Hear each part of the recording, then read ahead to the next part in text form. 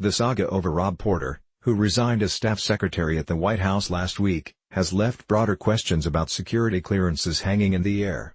Porter left the administration after it became public that two ex-wives had accused him of domestic abuse. The political heat of the story was further intensified by shifting White House explanations of who knew what and when about those allegations. The episode was rendered more explosive because Porter had worked at such a high level. His job involved frequent contact with classified materials and with President Trump. Donald John Trump Tillerson, Russia already looking to interfere in 2018 midterms. Dems pick up deep red legislative seat in Missouri. Spire on Trump's desire for military parade. We have a Napoleon in the making more himself, even though the FBI had apparently completed its investigation into him and full clearance had not been granted.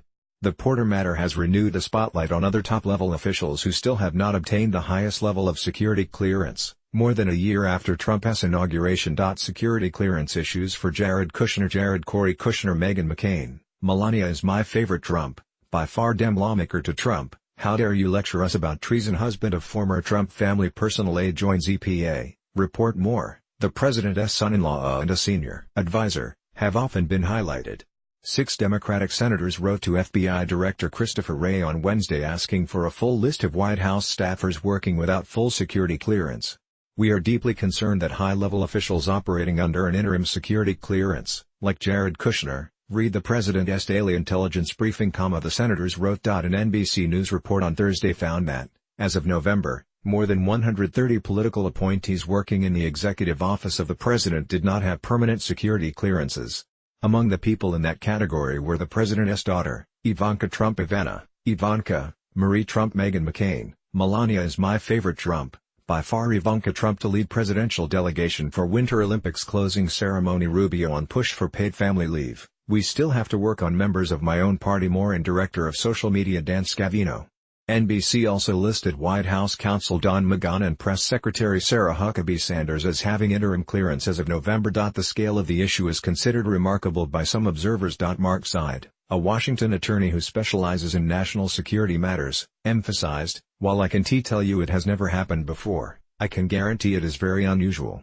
But Seid also cautioned against oversimplistic views of the matter, noting that having an interim security clearance in and of itself is not a major problem.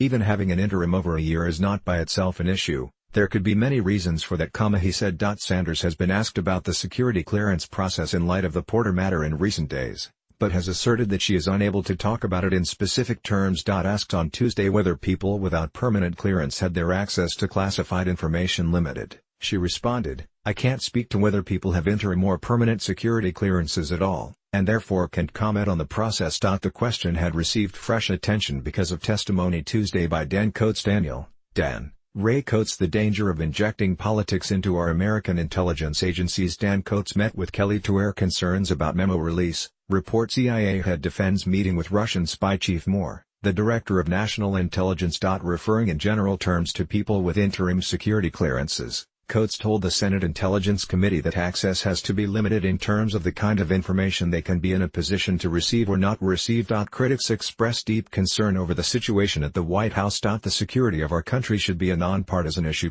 said Stephen Spalding, the chief of strategy and external affairs at Common Cause, a liberal-leaning group.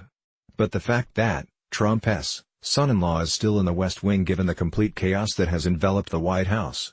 Yes, I think that's a problem. And it is something that the American people need to be paying attention to. Among some in Trump's circle, there had been concern, especially at the height of the Porter scandal, that the issue of clearances could also bring other politically problematic matters involving Kushner back to the fore.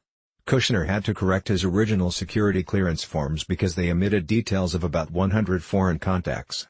Those forms were later corrected and Kushner has said the omissions were inadvertent. He, along with Donald Trump Jr.